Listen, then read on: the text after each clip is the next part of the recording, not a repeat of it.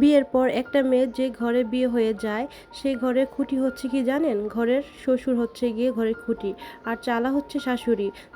চালাটা যেমন ঘরের চতুর্দিকে ছায়া দিয়ে রাখে, ঘরের প্রতিটি সদস্যকে রক্ষা করে রাখে, আর শ্বশুর ঘরটাকে শক্ত করে ধরে রাখে। ঠিক আমার পরিবারেও আমার শ্বশুর শাশুড়ি খুঁটি আর চালার মতন। তারা দুজন একে অপরে পরিবারের প্রত্যেকটা জিনিসের উপর অনেক বেশি দায়িত্ব পালন করে থাকে। আমার শ্বশুর শাশুড়ি আছে বিদায় আমি সংসারে অনেক কিছু বুঝতে পারি না। তার আছে বিদায় আমার মনে হয় যে আমার মাথার উপরে একটা ছাদ আছে।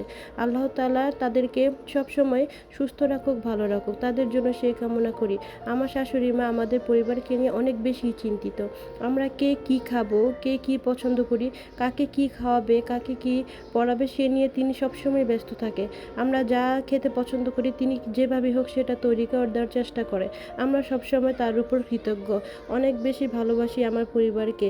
আর আমার শ্বশুর শাশুড়ি সুস্থ থাকুক, ভালো থাকুক, তারা যেন সবসময় ভালো থাকতে পারে, আমি সেই কামনাই করি। সবাই আমার শ্বশুর শাশুড়ির জন্য দোয়া করবেন, তারা যেন সুস্থ থাকে, ভালো থাকে।